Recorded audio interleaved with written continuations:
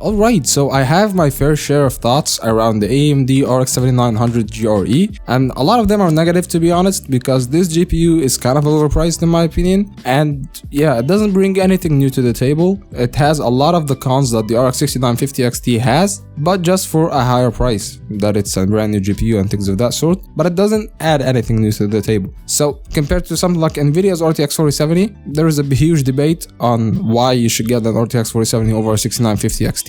So why would this GPU make any difference when it's actually more expensive than the cheapest 6950 XT right now? So hey, if you like the video, press that like button. If you want to see more videos of that kind, subscribe, and let's get to why I wouldn't recommend you to buy the RX 7900 GRE. So the AMD RX 7900 GRE right now, it goes for $650. This is the pricing that we should see. It hasn't been released all over the globe yet, but I'm pretty sure it's in China and a lot of European places, and it's in Germany and some other countries in a brand new program by AMD. I believe it's called the first party program. So basically you can get access to this GPU by buying it in a pre-built PC, but you cannot get this GPU separately. So I don't know what's that about, but yeah, taking a look at the GPU itself, it's pretty much, when it comes to the performance, as you can see, it's the same as the RX 6950 XT. It's 20% faster than the RTX 4070, but this is a non-RTX performance. But yeah, the sheer performance, the raw performance is 20% more. But yeah, it's got 16 gigs of VRAM, it's got a lower TDP than the 6950 XT, and this is something that I respect. I don't know how much lower, but it's not that low.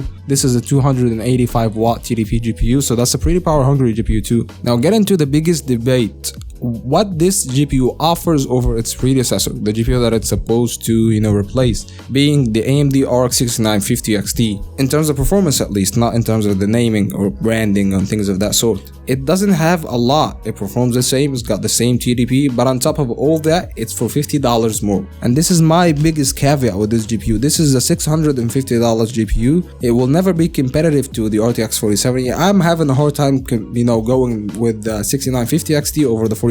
First of all, the 4070 has a lot of its really good features, being that this is only a 220 watt TDP GPU. This is a big feature for people who have its electricity bill run up so high. It's got DLSS 3, even though it's not that usable in a lot of games. It's got ray tracing. If you are a streamer, you would use the streaming options with NVIDIA rather than AMD, of course. So yeah, there are a lot of other features like invent encoder, blender performance, and things of that sort. So when you compare that to AMD, there is a big caveat. So what you're getting from AMD is a lot cheaper GPU and a bigger performance gap. But with this GPU, there is a performance gap, but there is a TDP, a high TDP GPU, and it cannot even compete with its predecessor, the 6950 XT. And yeah, getting to the point, I would like to see this GPU going for like $500 and a 12GB VRAM model. This is something that I'm so fine, I'd recommend you. But $650 for a GPU like that, I wouldn't go for it. Especially when the 7900 XT, you can get it for as cheap as $750, and you're getting a decent bump performance. So yeah, that's been it. This is why I don't like this 7900 GRE. If you are interested, I will leave a link to a gaming PC down in the description, but I'm never gonna get this GPU in my opinion.